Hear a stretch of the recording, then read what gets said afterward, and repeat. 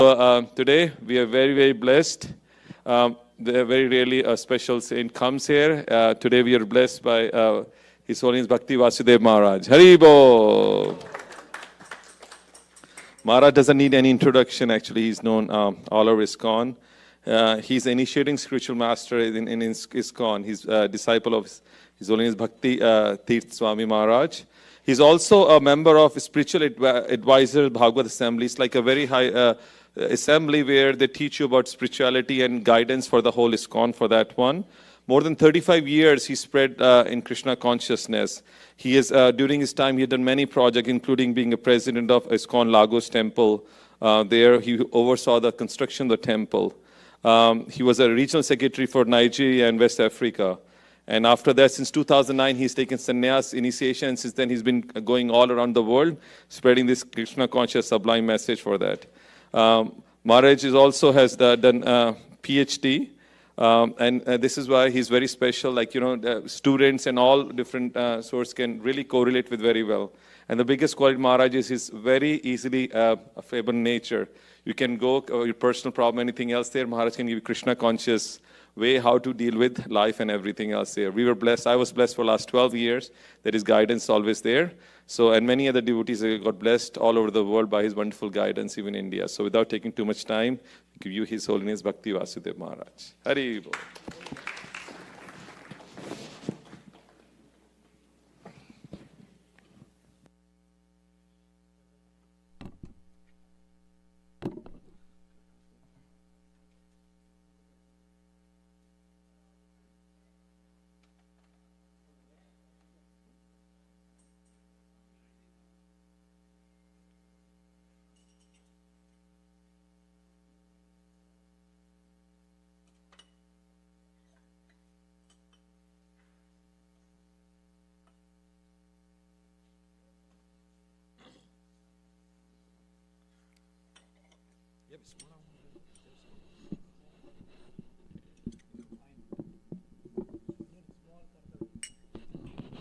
Jai Radha Madhava Kunja Bihari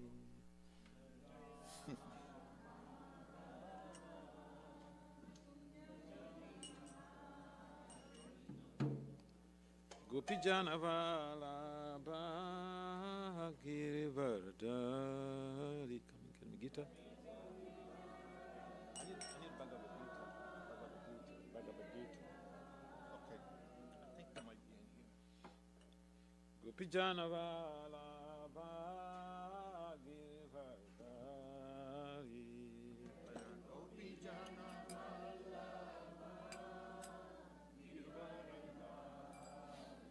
Yasodhanandana Brajajana Ranjana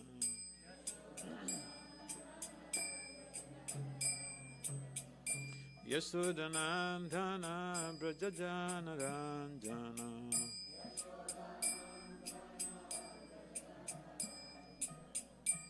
Yasodhanandana Brajajana Ranjana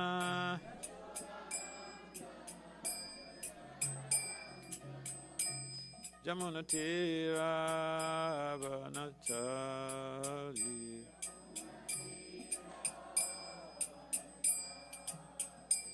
Jamuna Tira Vanachari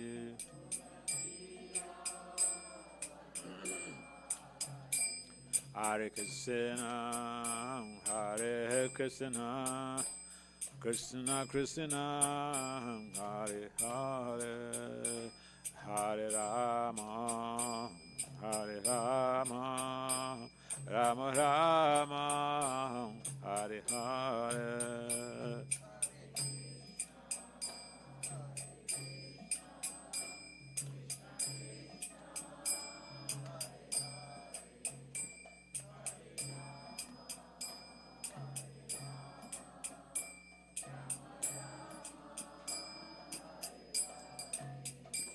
Hare Krishna, Hare Krishna, Krishna Krishna, Hare Hare, Hare Rama, Hare Rama, Rama Rama, Hare Hare.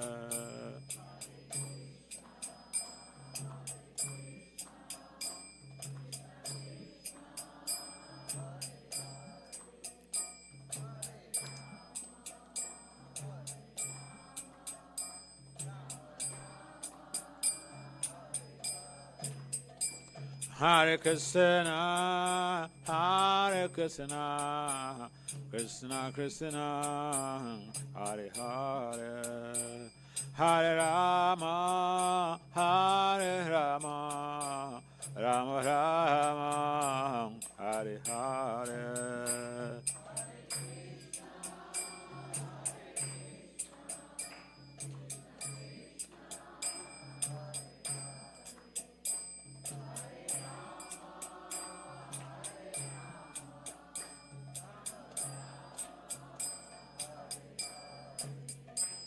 Hare Krishna, Hare Krishna, Krishna Krishna, Hare Hare, Hare Rama, Hare Rama, Rama Rama, Hare Hare.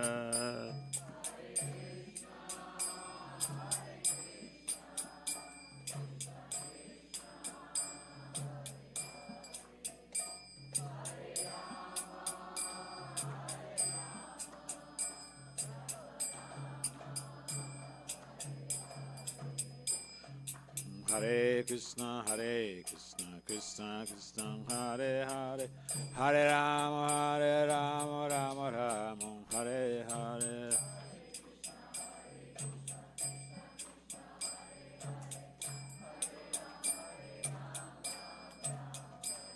Hare Krishna, Krishna Krishna, Hare Hare, Hare Rama, Rama Rama, Hare Hare.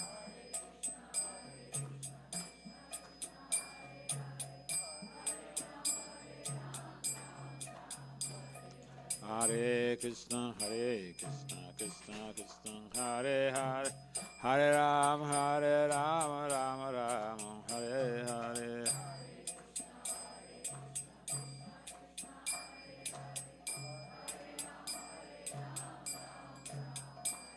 Jaya Radha, Madhava Radha, Madhava Radha.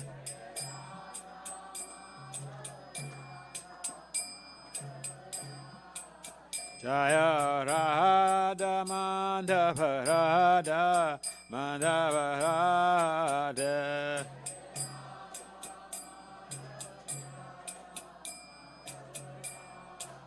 Jaya Giri Govardhan, Jaya Giri Govardhan, Giri Govardhan, Jaya Giri Govardhan.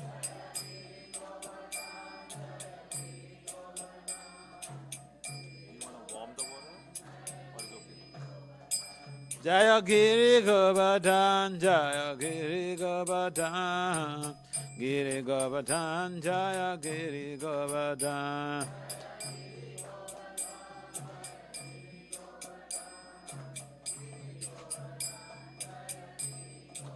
Jaya Jagannatha, Jaya Jagannatha, Baladeva, Jaya Subhadra.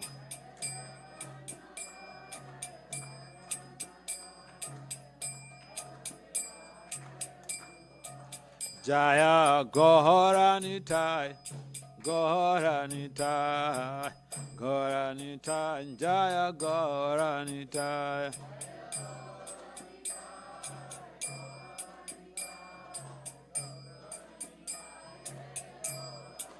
Jaya Prabhupada, Prabhupada, Prabhupada, Jaya Prabhupada.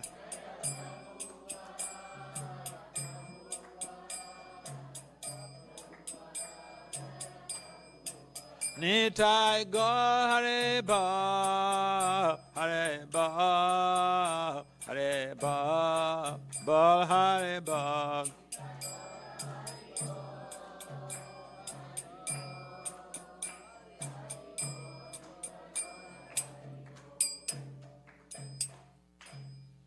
Jai Om Vishnupad Paramahamsa Parivrajacharya.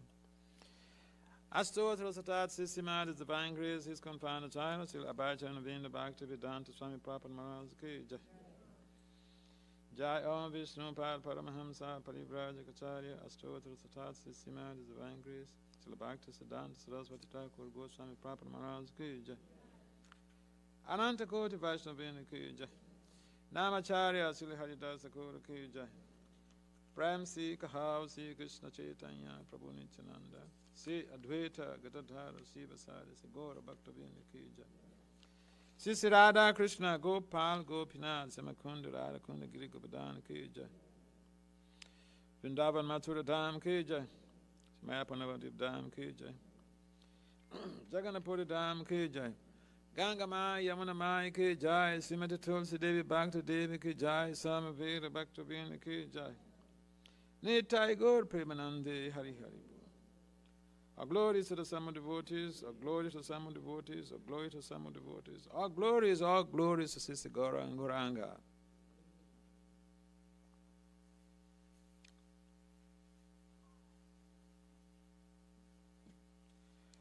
Om Namo Bhagavate Vasudevaya.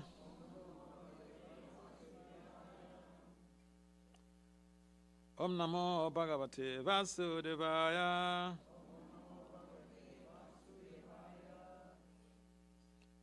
Om Namo Bhagavate Vasudevaya. So we'd like to welcome everyone again to this Sunday get-together. This is part of the Sunday festival to hear about Krishna's pastimes, Krishna's teachings. And so today we'll be taking lessons, our point of discussion from the Bhagavad-gita. Bhagavad-gita as it is, this book. It's called Bhagavad-gita as it is because of some reasons. It could have just been Bhagavad-gita. And we say Bhagavad-gita as it is because there have been many commentaries, translations and commentaries on this very literature. This is a classic literature, spiritual, devotional literature. And a number of scholars, Western scholars and Indian scholars have made some literary works on this Bhagavad-gita, translations and commentaries or purports. But in most cases, the purports don't portray the real meaning of the speaker of Bhagavad-gita. Don't portray the real intent. Why?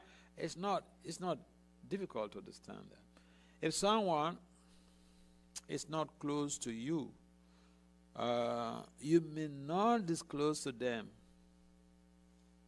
where you're hiding your money. You can only tell someone who is very close to you, I have a bank balance in this place. This is where I keep the checkbook. Even your own children, if they're not very close to you, they may not know. Isn't it? Yeah. So if someone is not close to Krishna, they will not understand what Krishna means by statement, because Krishna is unlimited and we are very limited. So commentators who are not close to Krishna, they don't understand, they can't portray what Krishna means in any of his statements. But we have someone who is very close to Krishna, a pure devotee of Krishna, Srila A.C. Bhakti Vasudeva Swami Prabhupada. So his commentaries are authentic because it is in a line of the Gaudiya Vaishnava Parampara. Krishna Shakti Vinanahe Tara Pravatana. If one is empowered by Lord Krishna, he can spread the message of Krishna consciousness all over the world. And we see that in the life of Prabhupada. If one is not empowered by Lord Krishna, he can't thrive in the matter of permeating the world with Krishna consciousness. It's not an easy job. So the taste of the food is in the eating. If you ask somebody, how does that food taste? He may describe to you here and there, but you don't really have the subjective feeling. It's called hermeneutics, lived experience. You don't have the lived experience of how the food tastes. So you may not really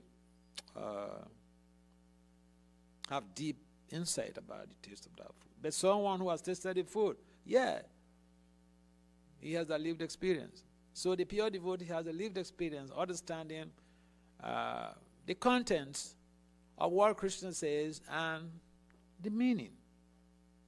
There's one thing, what something is said, the other is the meaning.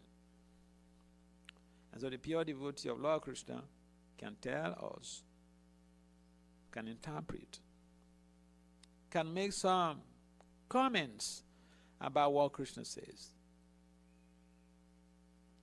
So, because this Bhagavad-gita was translated and commented by a pure devotee of Lord Krishna, A.C. Bhaktivedanta, Srila Prabhupada. That's why it's called Bhagavad-gita as it is.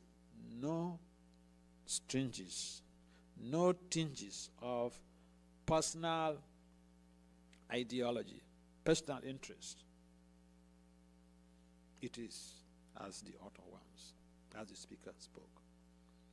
So, we tend to say something regarding the current, what is the prescribed religion for this age? Can someone help us?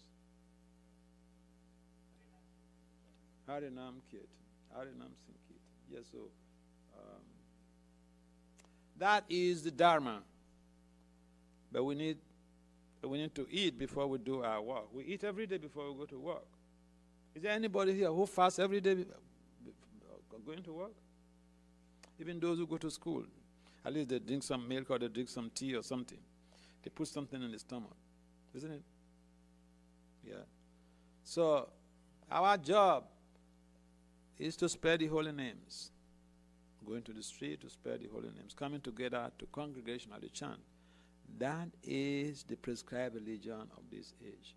But for us to embark on that prescribed duty, we need to have some energies. And those energies have to be sustained. This potential and kinetic energy that enables us to do something, to work. When the energy is in motion, it's kinetic. If it is just dormant, it's potential. It's called potential energy. So we need both the potential energy and kinetic energy, and that is derived from japa. The chanting for personal growth, personal purification, is what helps us to be able to participate in the Sankirtan Jagi, congregational chant. Because we chant means we are eating, and that gives us a lot of impetus to do the work. If you are fasting, you become sluggish, and even sometimes you fast and your sadhana becomes weakened. Oh yeah? So, in the Bhagavad-gita, Lord Krishna has mentioned, stressed on this point about how we have to chant his names. Who remembers that text in the Gita? Jagyanam Jagyusmi. Who remembers that text? Yes? Bhagavad Gita Pandits. Anyone? Krishna said in the Gita that out of sacrifices is his japa. Who knows that verse?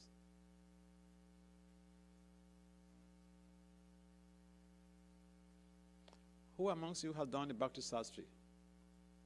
Bhakti Sastri degree? Have done the Bhakti Sastri? Raise up your hand. What?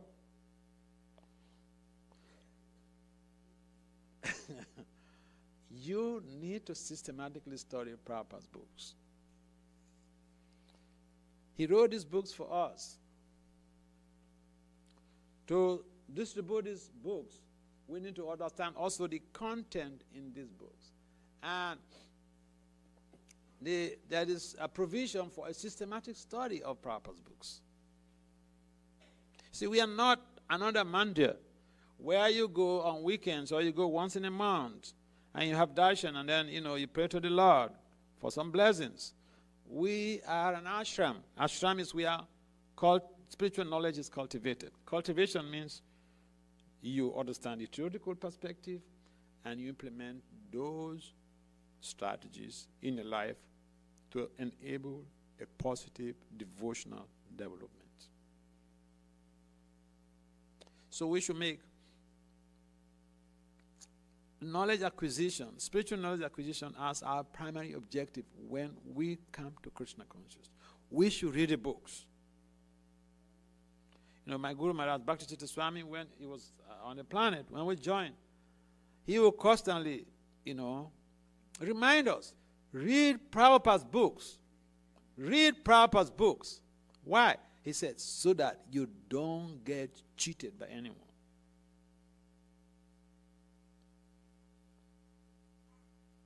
Oh yeah.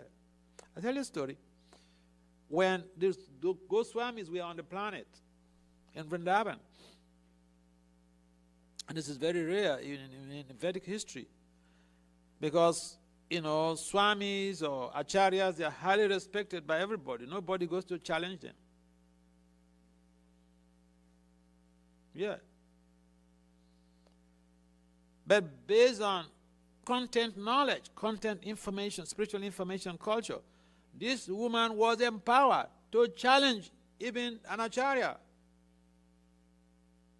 So if you don't read the book, someone can say anything and then you take it hook, line, and sinker. So here's the deal. When the Goswamis were on the planet, there was this celebrity, Indian celebrity lady, what's her name? Great singer. So she went to Vrindavan, and she wanted to have darshan of Rupa Goswami. So she was trying to book an appointment to have darshan of Rupa Goswami. Talking about reading, knowledge. If you have the knowledge, if someone says something that is contrary, you can ask for explanation. Humbly, you can ask for explanation. Our process is based on speaking, questions, and answers. It's not that the speaker speaks and then he walks away. No, you can't get away. You have to be responsible and be accountable. So a preacher is laden with responsibility and accountability, because you speak something, be ready to be cross-examined with questions. Oh yeah. So the name comes and then it goes. So this lady, that celebrity lady who confronted Rupa Goswami in Vrindavan. So anyway, when I remember the name, I'll tell you. So she sent a message to Rupa Goswami that she wanted to have Rupa's darshan. Rupa was, his name, Mirabai. Mirabai. She Googled Mirabai. She was famous Indian celebrity. So she wanted to have darshan of Rupa Goswami, and Vrindavan, and Rupa Goswami sent a message back that, I'm a Swami. I don't give darshan to women. So you know what Mira did? She sent a message back to Rupa Goswami. She said,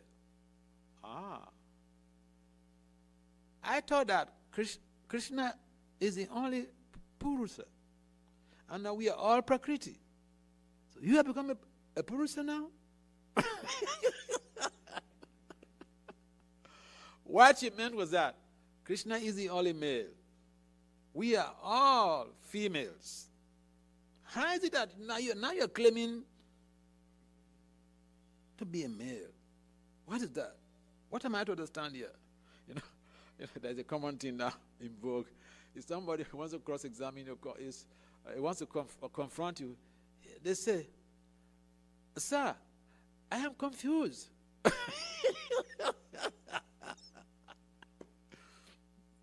I need some clarification. I'm confused about what you said. So here, Mira was asking, I'm confused. Please clarify. Have you become a Purusa? Tell me. So, suppose you are the GBC of this place. You come and you said something, and a female devotee confronts you, Prabhu or Maharaj, what you said, I don't seem to understand. Can you give some reference? How will you feel? You'll be angry. Oh, yeah. I know who we are. We'll be angry. We'll be upset. How dare you?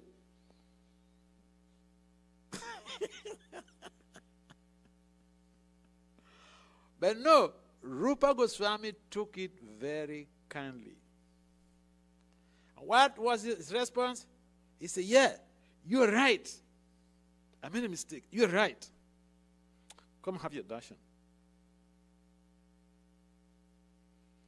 Yeah, so we have this attitude of, playing people on the carpet or minimizing people. We feel, I'm a Swami, I'm a Guru.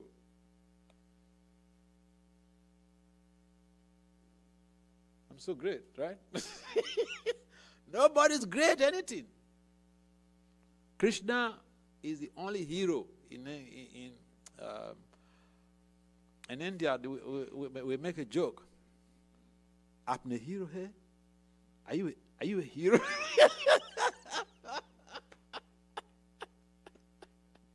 So people like to play the role of a hero, but no one is a hero. Krishna is the only hero. And even with Krishna, his devotees can chastise him. Yeah, I remember a case when there was this incident of the lila, the pearls lila. So there was a big festival, a Deepa Malika festival going on in Govardhan, and all the Vrajabasis, they were preparing to go. Fixing up different type of decorations for the females to wear, to put on and go. And one of Krishna's parrots came to inform Krishna that the gopis are preparing wonderful pearls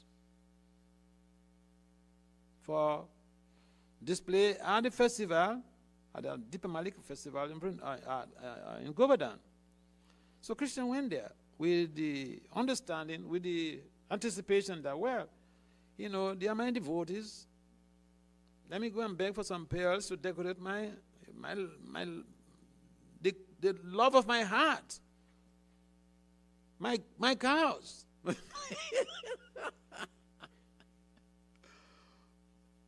The love of Krishna's heart, his cows. So he went to meet these gopis to solicit for some pearls to decorate his cows. And Lalita spoke up. Lalita said that, these pearls, they are meant for, these are jewelries meant for the king's wives, not for your cows. How dare you? These are meant for the king's wives, for the queens. We should give you pearls to decorate your cows? What is this, Krishna? And Krishna said, oh, Lalita, I got you.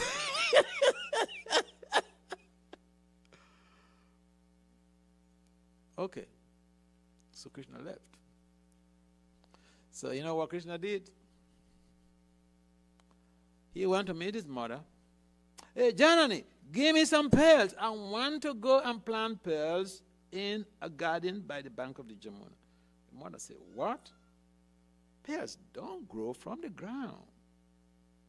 Everybody knows that pears grow, they're gotten from oysters, not from the ground. But Krishna insisted, you must give me pearls. You must give me pearls. I want to go and make a garden. He wants to pay back the gopis' attitude of selfishness.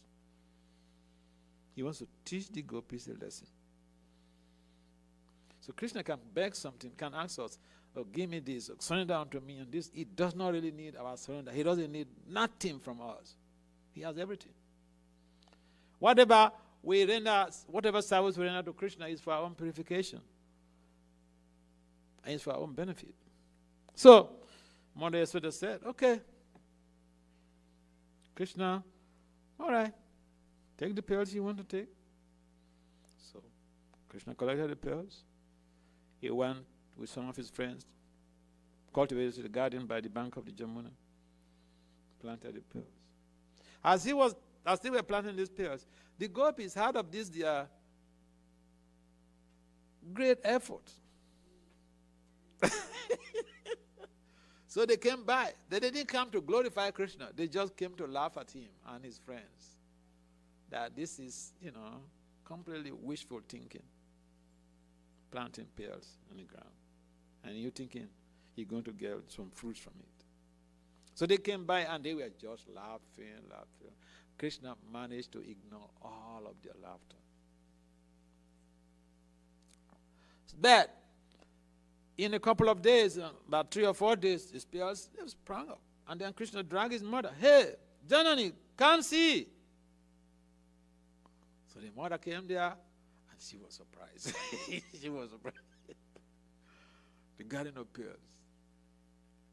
So the gopis also, they heard about it, and within a few days, the whole place was permeated with powerful scent of pearls. It was spreading all over Vrindavan. So the gopis heard of it. So they came by and they saw how the whole garden was blooming with pearls. So they thought, we saw him doing this. He will not give us any pearls anyway. But we saw him doing it. Let's also do the same thing, a bigger garden. So they went to collect all the pearls from their homes. They got some labor, made some garden, planted all these pearls from their homes. Everything.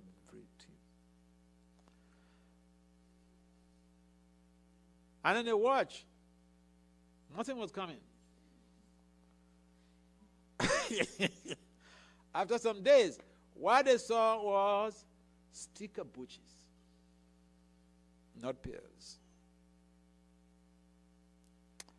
So, Krishna sent a message to them that sarcastically said that I heard, you're my wonderful devotees, and I heard your garden of pears is blooming, it's blossoming like anything.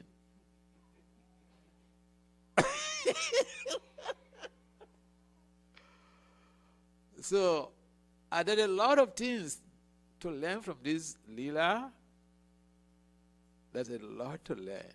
Because sometimes we think Krishna is depending on us. Oh, I have to cook for Krishna. If I don't cook for Krishna, he won't eat anyway. So, when the gopis received that message, they were very, very infuriated. Krishna was being sarcastic to them. And then to cut matters short, the gopis' efforts completely defeated. What they got was sticker bushes. So afterwards, they came begging Krishna to give them some pearls to be able to replace the ones they collected from their homes. And then it came to this point where Krishna was really, he turned completely against the gopis. He was demanding such a high price, so exorbitant, that these are our village girls. They can't afford for it. But, I mentioned that even the close friends of Krishna, because of their devotion, they can chastise Krishna. So it came to a point where the gopis were asking Subal to mediate. But Krishna would not listen. Krishna, I think one time he even told, because he saw Subal was taking sides with the gopis and begging on their behalf too much, he said, Subal, you are so gullible. I give these gopis these pearls. What do you think I'm going to get? What is my benefit? We wanted peers from these gopis to, to decorate my cows. They refuse. And now you are having this on. Madhu Mangal says, Subal is just not a man. He's too soft. But it got to a point where Krishna was demanding, the gopis were not forthcoming. Gopis solicited, they could pay later, and the conditions were just too harsh. And so, Subal, who is just a friend of Krishna, he chastised Krishna. He said, my dear friend, what type of person are you? These are your devotees. How you can treat them like this? Just because they committed some mistake. How you can treat them like this? So this is the mindset of an advanced pure soul. If he sees that this, we find this in some cases where the spiritual master chastises a disciple, but then the other disciples, they feel so bad that they beg the spiritual master on behalf of that disciple. This is the mentality of a devotee. When we see someone run into problems, we have to be in the mood of Subal, to beg, to find ways to rescue, to help that person. We don't say, well, you see, he's been offensive all these years, now he's gotten his due.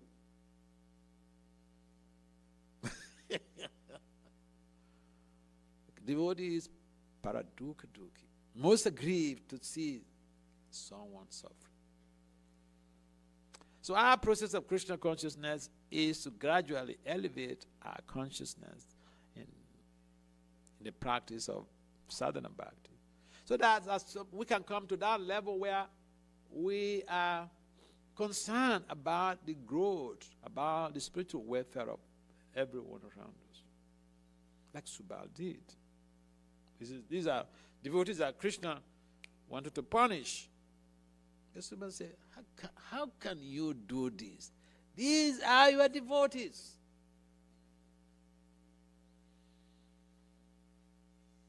Think about your services to you. They make a mistake, and so now you're going to the extreme, boy. And Krishna demanded, okay, every one of them, the gopis, they should not send messengers, they should come by themselves. Radharani should come also by herself. So Radha came, and she was hiding in some nearby bushes.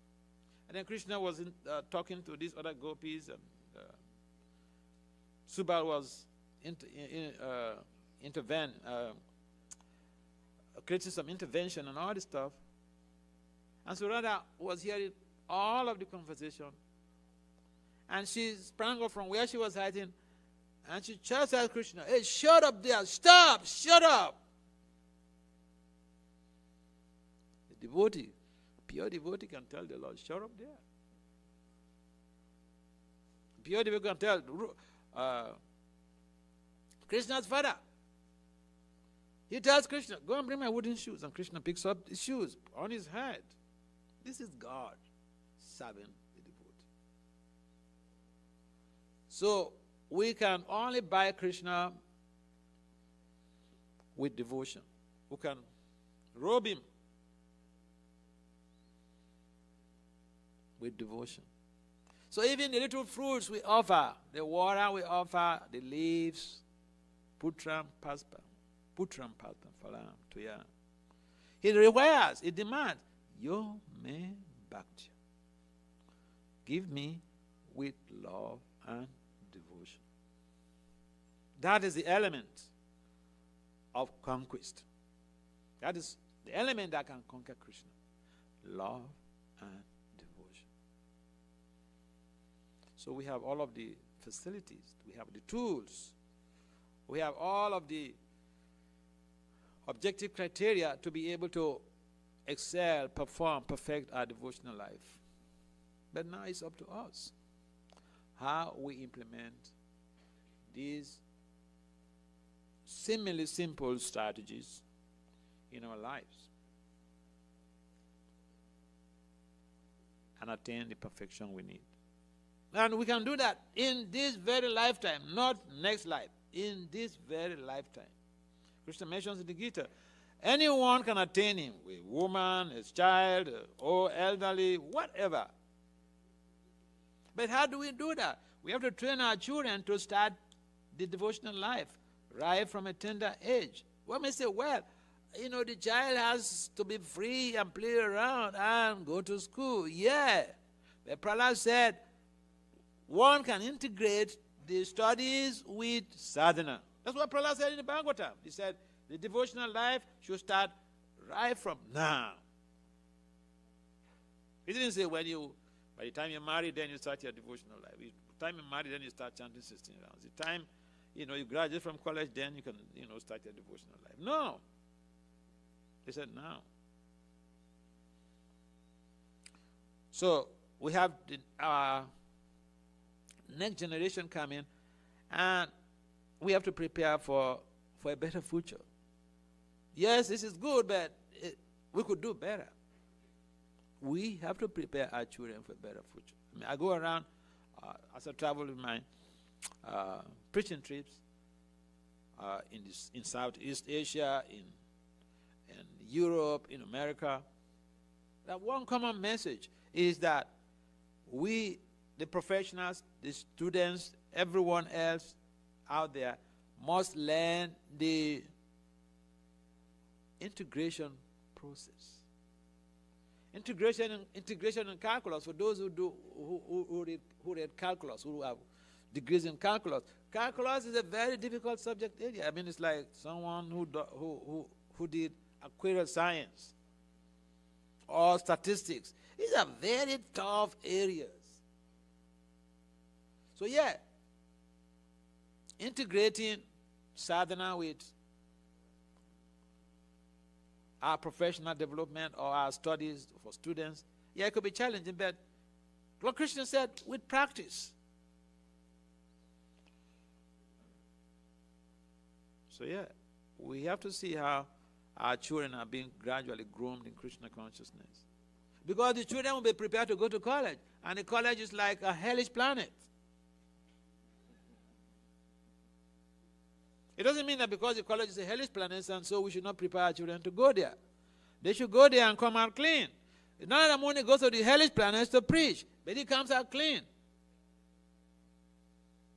So our children also, we should prepare them to be like new Narada Muni, small, modern Narada Muni, by inculcating spiritual culture in their lives. A number of young kids, I met a number of them, even in New Jersey, the home I was staying. The girl, I remember when I went there last time before I went to India, she was like 13 or so. So I was speaking to the father before I went out to leave for the airport. I was telling him, Father, so you make sure that you don't only teach your child, this girl, how to chant, prepare to send her to college. So this girl, she turned to the father and said, she's an Indian girl. So she said, Papa, you here? Oh yeah. Now, she's 17. She's already gotten first initiation. She's finished her Bhakti Sastri. She's heading to college next September. Now what that literally means is that the child is being equipped with bulletproof. Going to the war front with bulletproof, you feel a little bit secured. Going to the war front with swimming pants, you cannot be sure. And when you go to the war front with swimming pants, and you tell your spouse or you tell your family, all right, darling, see you soon. You're not sure because you are not prepared for the war front. So going to school or going to work without being prepared, without equipping ourselves with proper sadhana to protect ourselves, it could be dangerous. So the workers, the children, those who are having children, must bear this in mind. We want our children to remain Krishna conscious and develop their professional values along the line. Any comments or questions?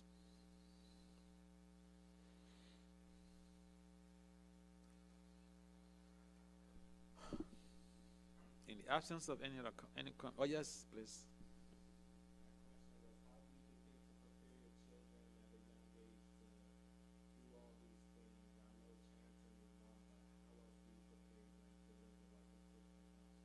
Oh, that's a very nice question.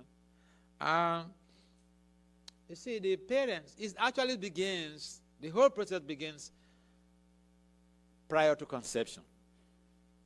Now, I tell you a story. There was this so-called demon, Hiranyakasipu. He was a terrorist, a universal terrorist. A fearless, fang terrorist. He would chase even the demigods away, choose their positions.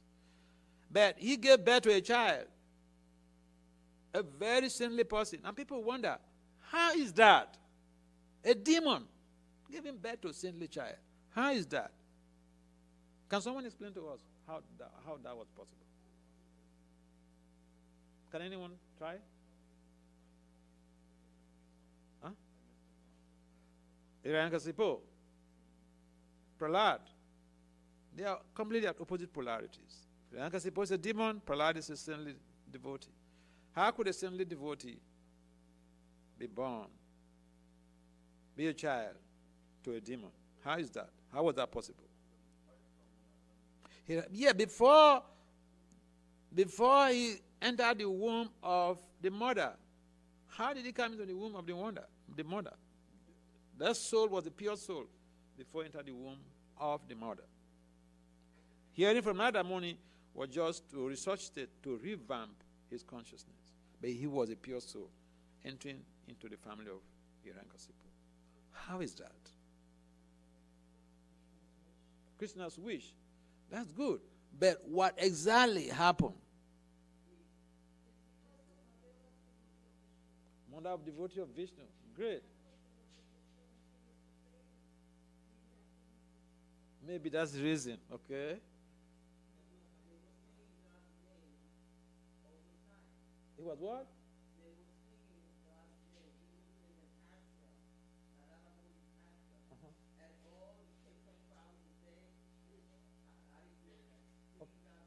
Sure. That's very good. Father was taking the Lord's name in anonymity. That's also very good. But there are substances in these very propositions. But the real reason is that is the power of the holy name. Hiranyakasipu, when he was having an affair with Kayadu, he chanted Om Namo Bhagavate. Om Namo Narayana. Why? Because when Hiranyakasipu decided to go to the forest to perform austerities, he had told his wife his intention. He wants to go to the forest, perform austerity, acquire power of immortality, and deal with Vishnu. And Nadamuni knew about that. Lord Brahma knew about it. Not Brahma was in anxiety.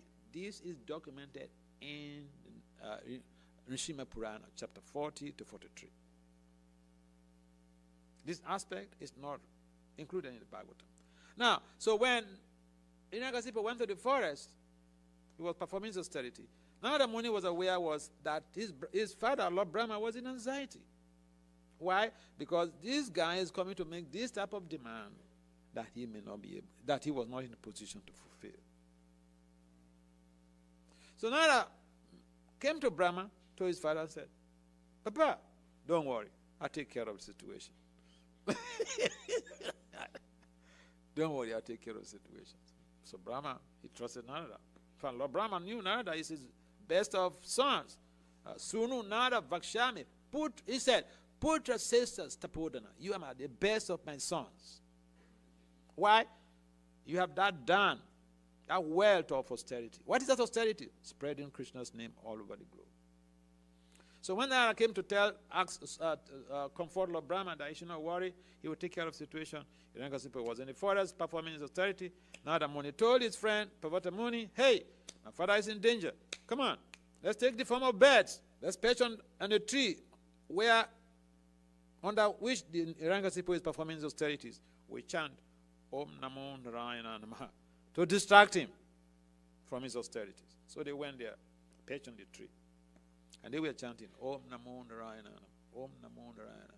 So Hiranyakasipu felt very, very disturbed. His worst enemy is being chanted. His name is being chanted there. So he got distracted. He got disgusted with the whole situation. So he came back. When he was having an affair with his wife, the wife asked him, what happened? You said you are going for many, many years. You came back so fast. What happened? And that time they were having an affair. Then he was explaining to the wife about what transpired. At that time, he discharged semen. That is how Prahlad, the star soul, powerful soul, came to take shelter of Kayadu's womb. Srila Prabhupada's ki jai.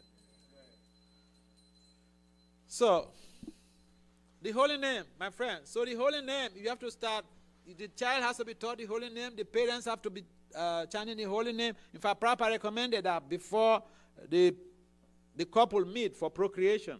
How many rounds did Prabhupada say they should chant? Huh? No. Only 50 rounds. Only 50 rounds. Husband and wife, 50 rounds. You're hearing? So the question is, am I going to be able to do that? Yes, people have been doing it. Okay. So you have to be very serious. Be addicted to the holy name. Your wife has to be. Children, when they are young like this, you have to cultivate them, bring them like you brought them to the temple to hear the holy names. Teach them to chant at home. You yourself, you have to be serious with the chanting. And in this way, you can build up that devotional energy in the home. Yeah. Srila Prabhupada ki jai.